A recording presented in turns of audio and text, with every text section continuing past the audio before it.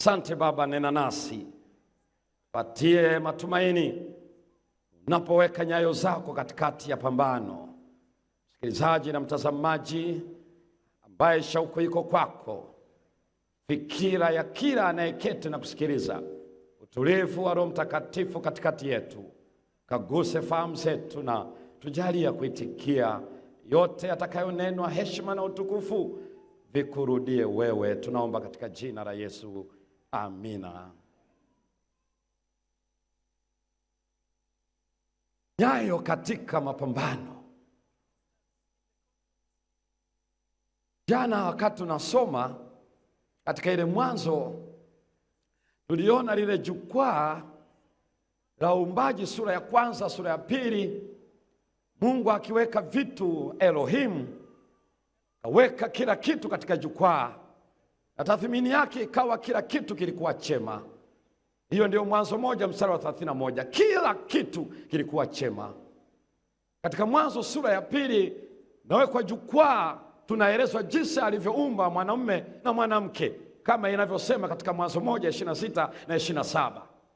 Akamweka katika bustani ile ya Edeni, na Biblia inaeleza ya kwamba kila kitu kilikuwa ni kizuri sana. Matunda yote yalikuwa yanapendeza, yalikuwa yanatamanika kwa macho, yanafaa kwa chakula. Naam, kila kitu kilikuwa kizuri kwa mujibu wa kitabu kile cha Mwanzo sura ile ya Mwanzo sura ya pili na ule mstari wa Mwanzo sura ya pili na ule mstari wa 17. Kila kitu kilikuwa chema, kilikuwa chema, na aliweka kila aina ya matunda yanayopendeza. Mungu akaweka kila kitu mahali pake, na kwa sababu ya maisha hayo, nyoka akaingia kwenye jukwaa katika ile Mwanzo sura ile ya 3. Kama tulivyoona, akaharibu kila kitu, kachafua anga hewa. Naam, alikuwa na ajenda ya kushawishi na kuharibu. Kweli alifanikiwa, lakini Mungu hakumwacha hivyo alivyofanya. Katika masaa yaliyotazamiwa, nyayo za matumaini zikaingia katika bustani ya Eden. Adamu akaogopa, akidhani zinakuja kukabiliana naye, lakini ilikuwa ni kumpatia ujumbe wenye matumaini katika pambano analokwenda kulianzisha. Ndiposa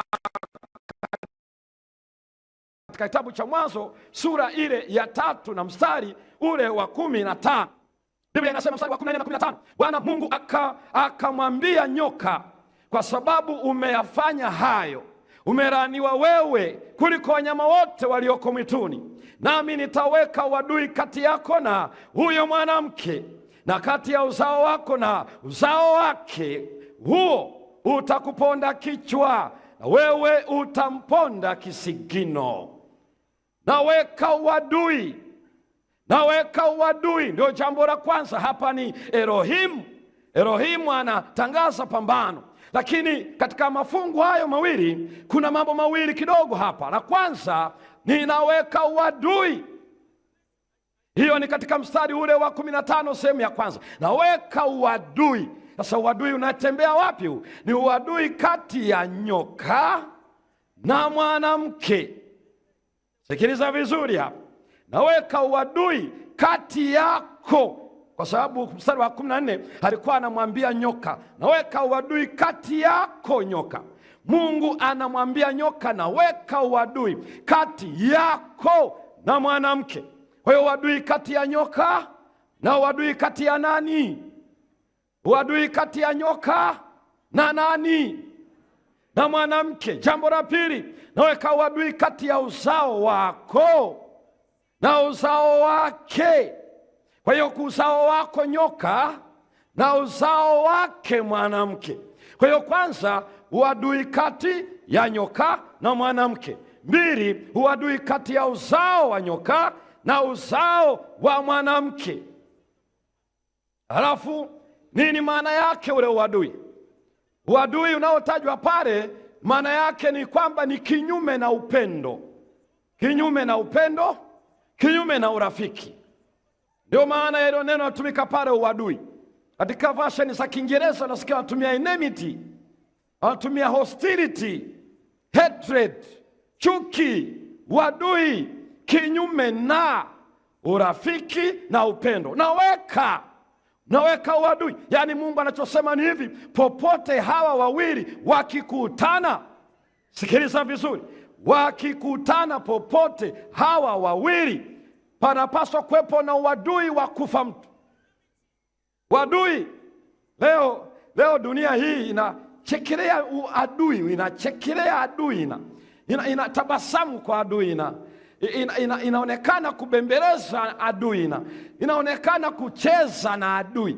Lakini Mungu anasema uzao wa mwanamke ninaweka uadui. Yaani Mungu anachosema, ninaweka chuki kwa uzao wa mwanamke. Yaani kila mwanadamu aliyezaliwa chini ya jua, mbingu zimeweka uadui dhidi ya shetani.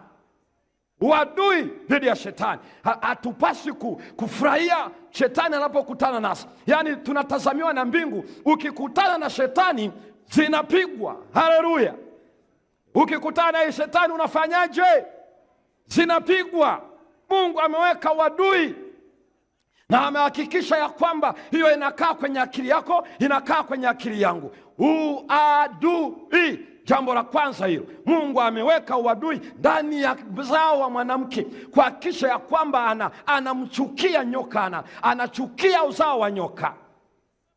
Nakumbuka katika maeneo nilikozaliwa kuna ndugu zangu wameshakuwa ni watu wazima wenye watoto, wana wajukuu, lakini kulikuwa kuna uadui na baadhi ya maeneo yaliyozunguka kule nilikotoka, na hawa walikuwa ni marafiki hawa, na alikuwa ni mtu na kaka yake, na huyu ni wa baba, huyu wa baba, na wakitoka katika maelekeo ambao kuna maadui, walihakikisha wakikutana nao lazima wapigane. Na hilo waliazimia kabisa, hatuwezi kutoka tukakutana na maadui zetu halafu tukarudi salama, lazima tupigane. Lakini kuna wakati walipokuwa wanatoka, hiki ndio kinanishangaza pia, walipokuwa wanatoka ikatokea wasikutane na maadui, wao walishauriana, hatuwezi kurudi hivi hivi bila kupigana. Tunafanyaje? Na tulitoka tukutane na maadui ili tuzipige. Nasema sasa itabidi wewe na mimi tupigane. Hii nayo ilikuwa inashangaza sana. Kwa hiyo wanazitwanga mtoto wa baba na wanani na wa baba, kisha wasema sawa, sasa tunaweza tukarudi nyumbani.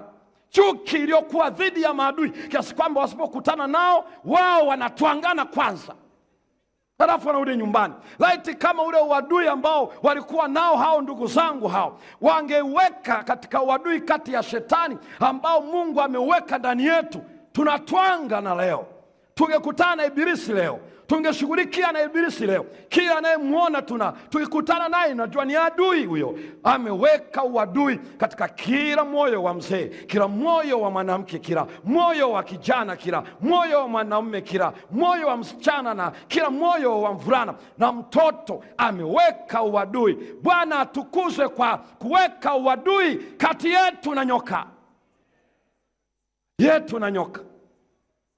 Weka uadui. Jambo la pili anasema huo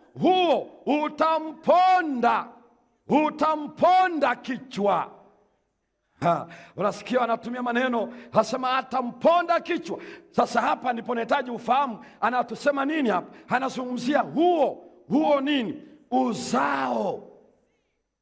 Lile neno uzao, zera, la Kiebrania zera, ambao unaiona hapo, kuna zeti na patara, alafu kuja reshi, na unaiona hapo shiva, alafu unakutana na aini, unaingia kwenye hames. Hilo neno unaliona hapo limeandikwa kwa lugha yenye nyekundu hapo, la Kiebrania, ina maana ya uzao, ina maana ya mbegu, atakaye kuja atashughulika. Lakini kuna herufu moja pale ambayo sikuiweka hapo, ambayo ndio nimeweka ni 3 halafu fs. Ile 3 fs, ile f manake ni feminine, halafu na s ni singular, umoja. Feminine manake jinsia yake, halafu na s ni umoja. Kwa hiyo iko kwenye third feminine, third person. Katika ile tunasema third person kwa maana yeye.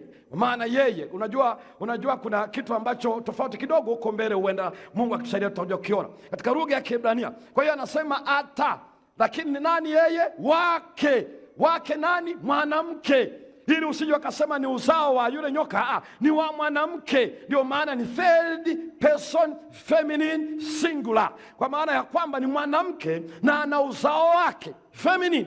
Lakini huyo uzao ni nani? Je, ni wa jinsi gani? Naona zera, ile neno zera ambayo ni nominal noun na iko kwenye masculine singular, liko kwenye gender ya me. Sasa angalia kitu cha ajabu sana. Huyo mzao ni me, lakini wa nani? Wake. Mzao ni me, halafu wa ke. Hebu tuseme tena, uzao ni wa na ni wa nani? Ke. Hapa ndipo Mungu alisema ninaleta mzao wa jenda ya me, lakini wa nani? Wake, mwanamke.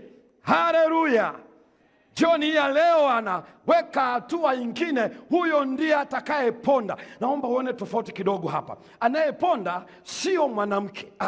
Anayeponda ni yule mzao wa mwanamke ambaye ni katika umoja, yuko kwenye umoja. Sasa angalia ushahidi vile Biblia inavyoeleza juu ya jambo hili. Angalia ushahidi katika kitabu cha Wagalatia. Tusome Wagalatia sura ya 3 na mstari wa 16. Biblia inasema, basi ahadi zilinenwa kwa Ibrahimu na kwa uzao wake. Angalia neno tena, uzao wake. Hasemi kwa wazao kana kwamba ni wengi, bali kana kwamba ni mngapi? Ni mngapi? Moja kwa mzao wako, yaani nani? Yaani nani? Kristo. Haleluya! Kwa mzao, hasemi wengi, ni mzao mmoja. Na kwa nini anasema uzao mmoja?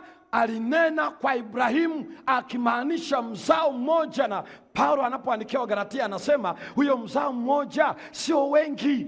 Mungu hakuzungumzia juu ya Isaka, Mungu hakuzungumzia juu ya Ishmaeli, Mungu hakuzungumzia juu ya Yakobo wala wengine. Anasema alizungumzia mzao mmoja, na huyo mzao mmoja ni Kristo. Hiyo ndio Wagalatia 3 mstari wa 16. Na kwa sababu hiyo Wagalatia 3 mstari wa 16 inaturudisha Mungu alichosema kwa Ibrahimu.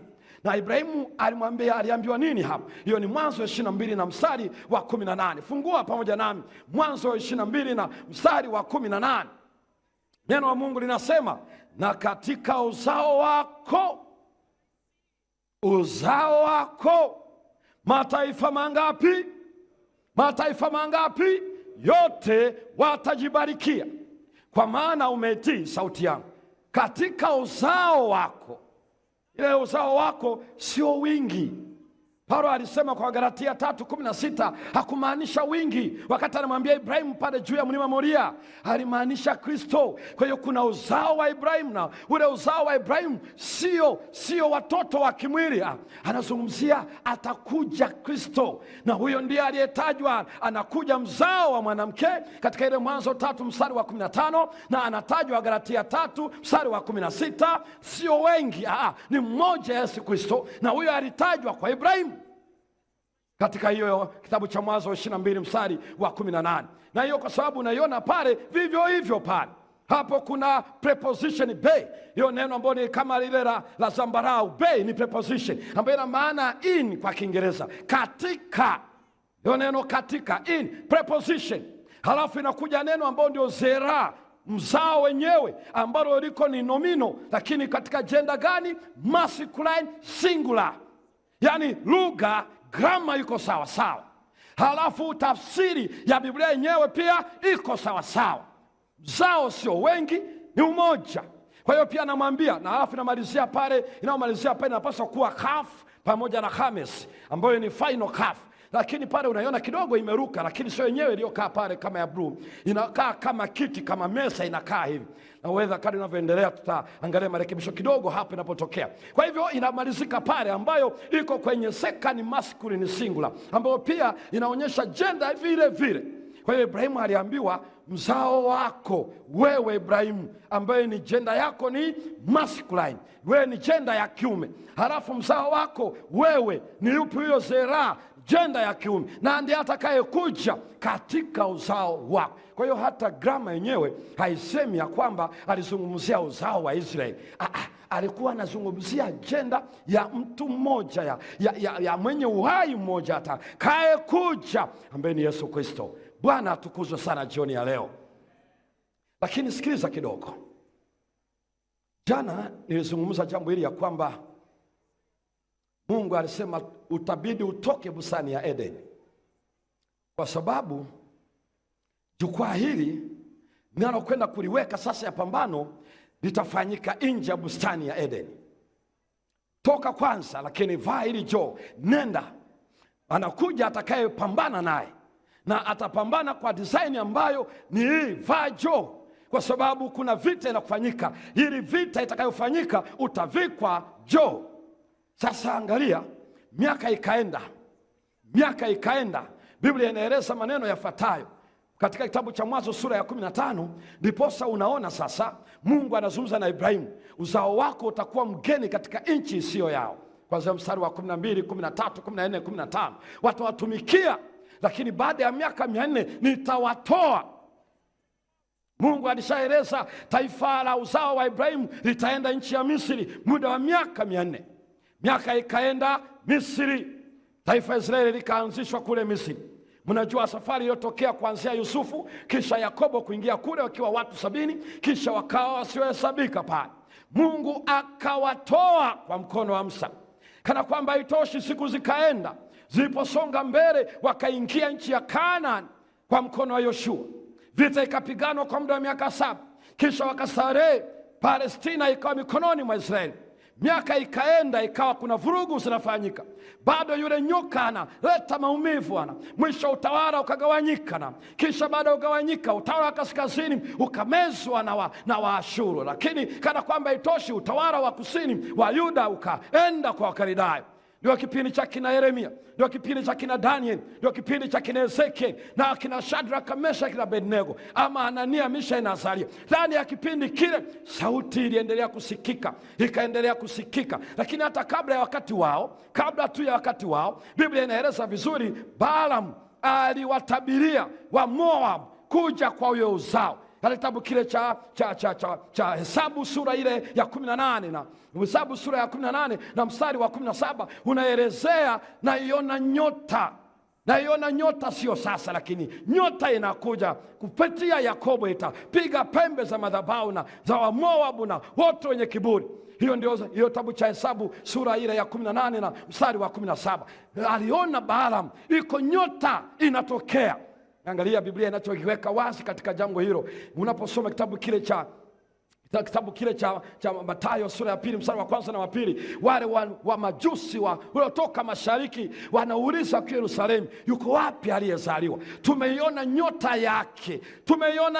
yake. Sio tu Balaam aliyeeleza kwa Wamoabu, aliona nyota, lakini hata unaposoma ukirudi nyuma kidogo, utamwona Yakobo mwenyewe akiwa kwenye kitanda katika dakika zake za mwisho, akiwa amezungukwa na watoto wake 12. Alizungumza habari hiyo katika Mwanzo 49 na ule mstari wa 10, akasema, Yuda ndugu zako watakusifu, fimbo ya enzi haitaondoka katika Yuda, maana kwako atatokea atakayetawala, ambaye mataifa yatachungwa kwa fimbo ya chuma. Atakuja mtawala ambaye lugha inayotumika kwa Kiebrania anaitwa Shiro. Shiro atakuja. Shiro maana yake ni amani, tranquility, peacefulness. Anakuja Shiro.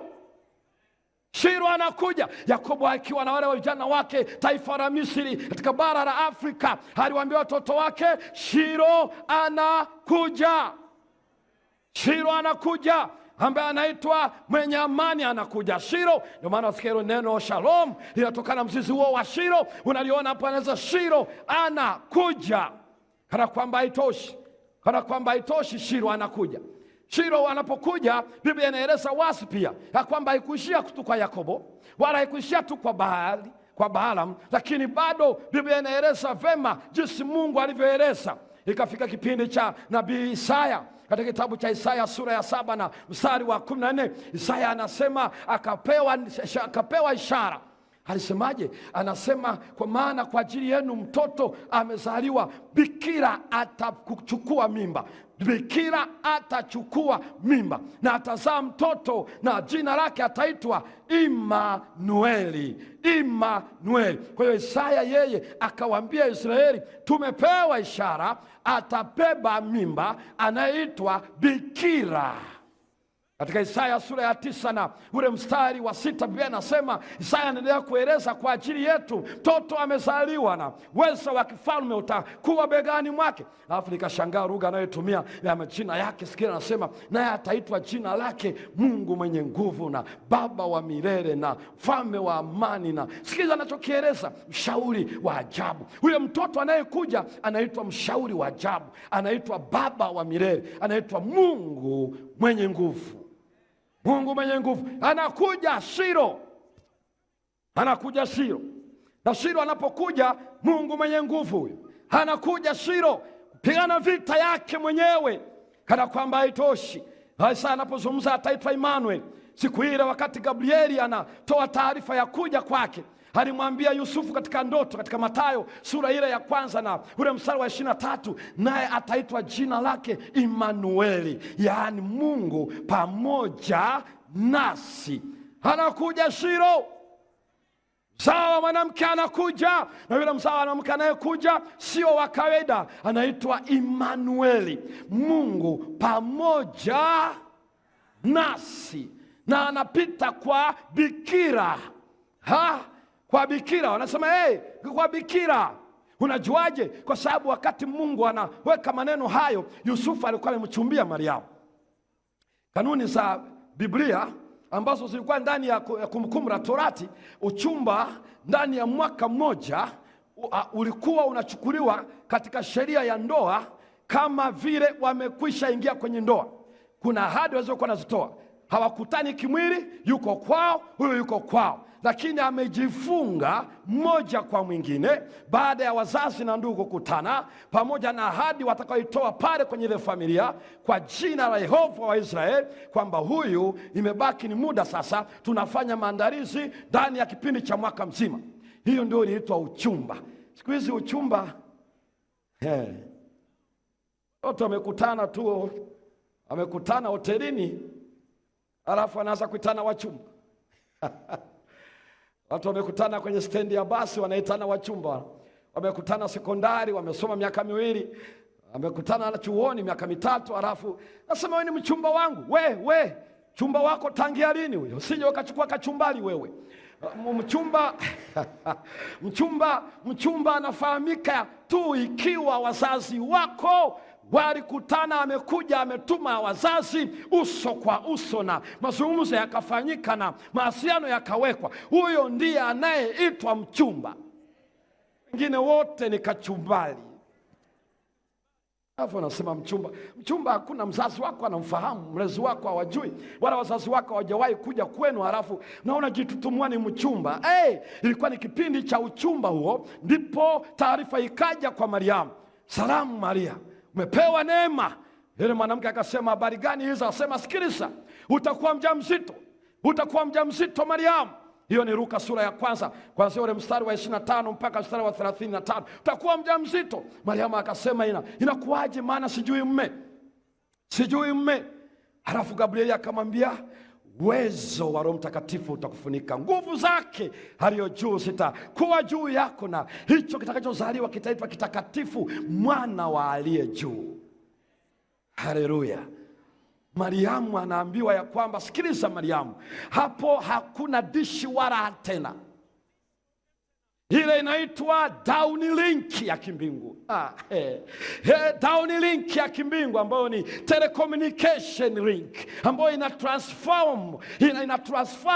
transmit signal from above to the earth. Haihitaji dishi, haihitaji chochote kinachoitwa antena. Ile haihitaji mawimbi ya kunasia. Ile ni downlink from heaven downward, na inakwenda kwa Mariamu, na hiyo ni Roho Mtakatifu akiwa kazini. Mariamu anasema, mimi sijui mme, na kuaje mjamzito mimi? Hasikiliza, ni utendaji wa Mungu. Haumhitaji mwanamume yoyote wa duniani. Huu hauhitaji mbegu ya mwanamume duniani. Huu ni utendaji wa Mungu peke yake. Haleluya! Namwona Yusufu alipoona mimba inaongezeka, saizi ya tumbo inatanuka, Yusufu akaona haiwezekani. Biblia inasema katika kitabu cha Mathayo 1 mstari wa 15 mpaka mstari wa 21, Yusufu kwa kuwa alikuwa mwenye haki akaazimu kumwacha kwa siri, maana akimsema atajulikana Mariamu ni mzinzi mwasherati, na hukumu ilikuwa ni moja tu, pigwa mawe hata kifo. Sasa kwa sababu alitaka muokoe Mariamu, lakini akasema siwezi kuona na mtu ambaye ni mwasherati. Siwezi, kwa sababu alikuwa anatunza neno la Bwana. Yusufu aliyekuwa anafahamu maadili ya neno la Bwana, alikuwa mwenye haki hakutaka kuingia kwenye ndoa ya watu waliochafuka. Unajua leo kuna ndoa bibi harusi anavaa shera nyeupe, lakini alishachafuka sana. Piga injini ya Suzuki akatoa akaweka ya Prado, toa ya Prado akaweka ya yani amebadilisha injini akapiga bodi msasa akapiga rangi nyekundu na nyeusi. Hii inaofanyika leo ni mchezo mchafu wa kuigiza, lakini Yusufu anajua uchafu. Mungu amekataa kwenye mahusiano ya ngono. Hakuna ngono katika maandiko inayojulikana ngono zembe. Kuna kila ngono kwenye Biblia ina responsibility, ina majukumu, ina wajibu. Kwa hiyo Yusufu akaamua kujiondoa. Alipokuwa anajiondoa, Biblia inasema akapewa ndoto. Mungu akamwambia Yusufu, usiogope kumchukua Mariamu, kwa maana mimba yake ni kwa uwezo wa Roho Mtakatifu. Yusufu ndipo akajua. Yusufu anakanusha haikuwa mimba yake. Mariamu anakanusha sijawahi kutana mwanaume.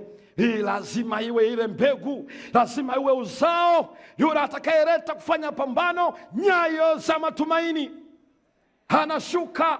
Biblia inasema katika kitabu cha Zaburi 95 mstari wa 1, Bwana ni mwamba na wokovu wangu. Mwamba anakuja. Haleluya! Mwamba anakuja. Mwamba anakuja. Biblia inaeleza Israeli walingojea, kadri walivyotazamia, wanafuatilia, mwisho wakakaribia kukata tamaa. Mbona hatokei mwamba? Mwamba yuko wapi?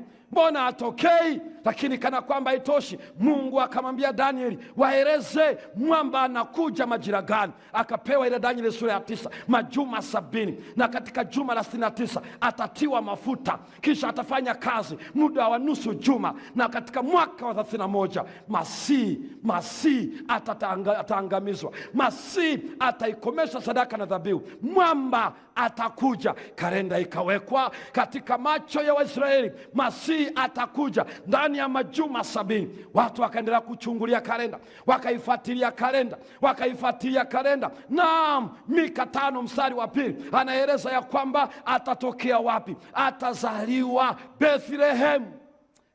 Huyu Mungu ni ajabu sana. Atatokea Bethlehem. Na hii ndio sababu unamuona pale mtumishi wa Bwana anayeitwa Filipo katika kitabu kile cha Injili ya Yohana sura ile ya 1 na mstari wa 5, anamwambia Nathanieli, nimemwona yule ambaye ameandikwa na Musa katika Torati na aliandikwa katika manabii. Nimemwona yule ambaye Torati ya Musa, yule ambaye manabii wote waliandika juu yake. Nimemwona. Huyo ndiye mwamba. Siku zikaenda, hao wote wanashuhudia tu. Siku zikaenda, Biblia inasema akazaliwa katika hori ya kulishia wanyama. Hiyo ndio ilikuwa siku ya pekee sana, siku ambayo Yesu alizaliwa.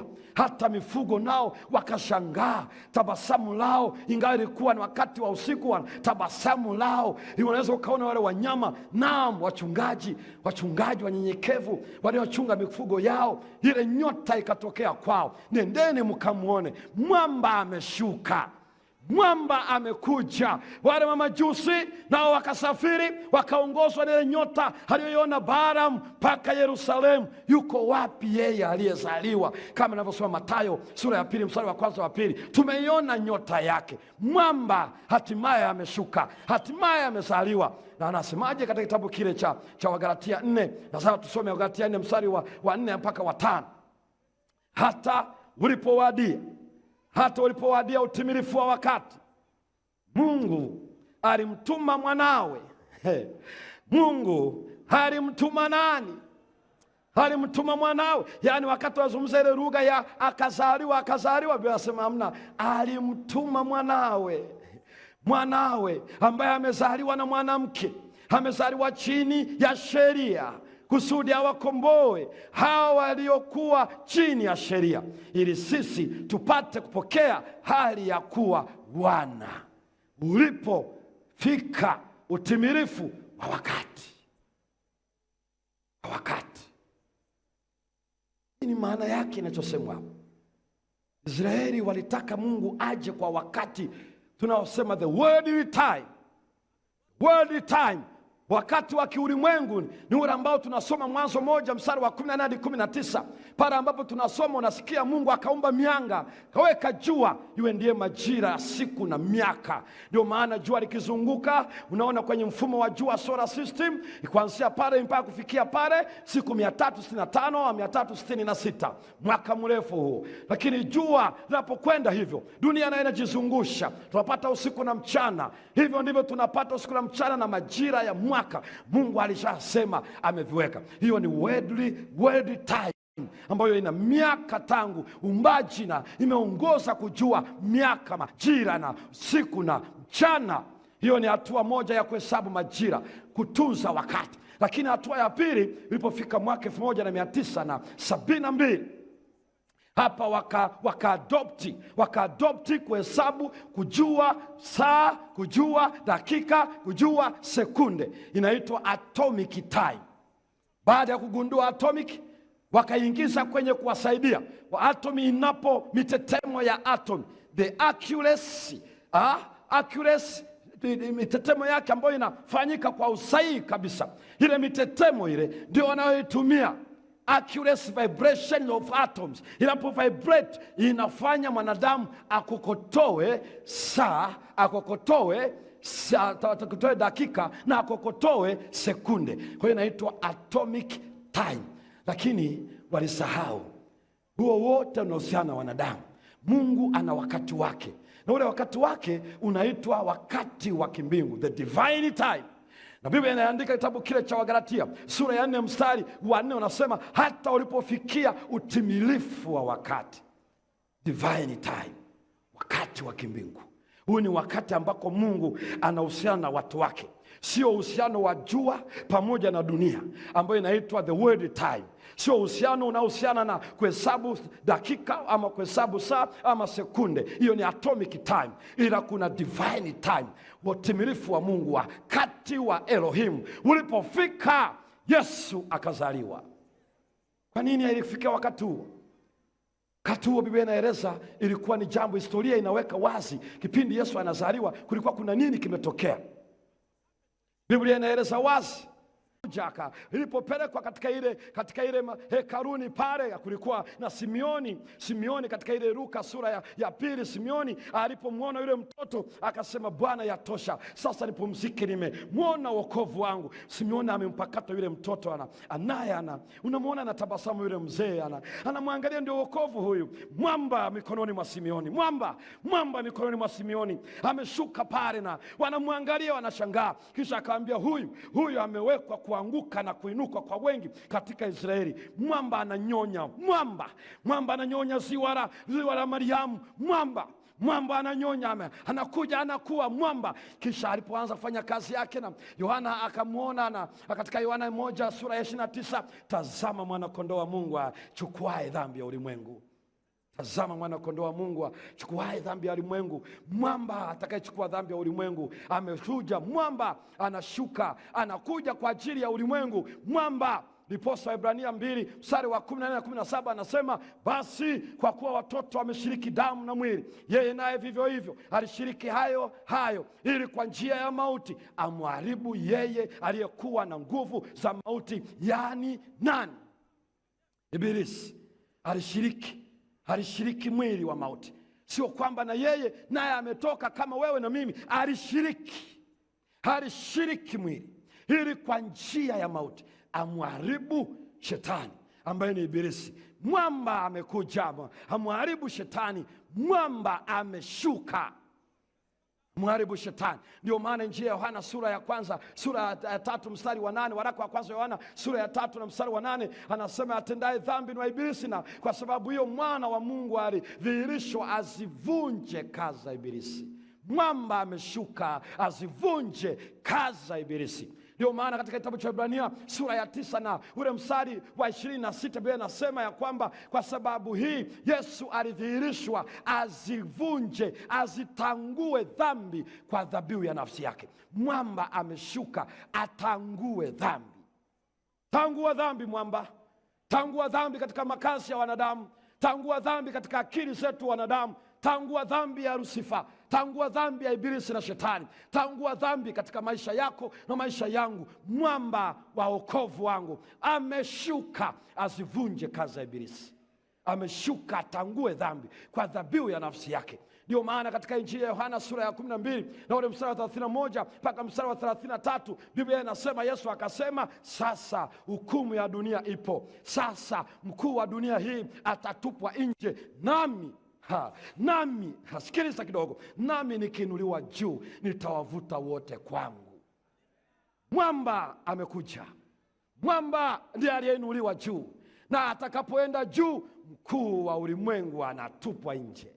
Akiinuliwa juu, saa ya hukumu sasa duniani inawekwa. Mwamba ameshuka awavute wote kwake. Jioni ya leo usizuie mwamba anapokuvuta kwake. Popote pale uliko kwenye vituo vyako, jioni ya leo mwamba ameshuka. Mzao wa mwanamke, saa ilipofika, Yesu alizaliwa, Yesu akakua, Yesu akaongezeka, Yesu akahubiri, Yesu akafundisha, Yesu akaponya, Yesu akaokoa, Yesu akainuliwa juu.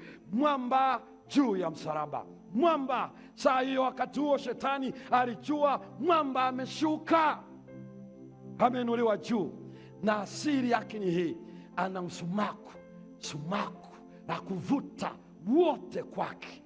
Yaani maana yake ni kwamba hapo ulipoketi hapo, hata kama ndio umetoka kunywa pombe leo, hata kama unadhani ya kwamba umechanganyikiwa kule maisha ulikotoka kule nyumbani, shida iko pale nyumbani, bosi wako kazini aliko sawa, umekuja tu pale ukajikuta uko pale kwenye runinga yako, uko pale kwenye kituo pale, uko pale nyumbani kwako, uko pale sokoni, unasikiza mikutano hii, haikuwa kwa bahati mbaya.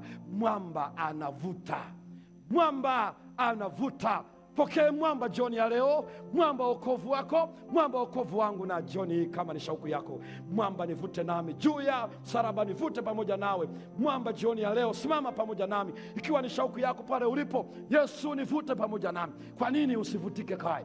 Yeye ana sumaku ya kuvuta, mwamba wokovu. Na jioni ya leo kwa mara nyingine tena, usizuie, nami nikiinuliwa juu nitawavuta wote kwangu, nitawavuta wote kwangu. Sasa mkuu wa dunia anatupwa nje, anatupwa nje, anatupwa nje. Jioni ya leo shetani anatupwa nje. Kama nilikuwa mchawi, shetani anatupwa nje. Nilikuwa mganga anayelia njuga na anayefanya mazingaombwe, shetani anatupwa nje. Mwamba anapoinuliwa juu anawavuta wote kwangu. Nilikuwa muuaji, nilikuwa mlevi, nilikuwa msengenyaji, nilikuwa kila aina yoyote ya takataka ambayo hakuna ambaye mwanadamu hajawahi kuwa na takataka, lakini mwamba ameshuka, shujaa wa msalaba. Sasa mkuu wa dunia atatupwa nje. Out shetani, out ibilisi, atatuvuta sisi wote kwake. Je, waweza kuvutwa naye? Tembea jioni ya leo. Walioko hapa, sogeni hapa mbele. Nasema, Yesu natoa maisha yangu, mwamba wokovu wangu na kukimbilia wewe. Tembea pamoja nami, njoo hapa mbele, njoo tutembea haraka kabisa.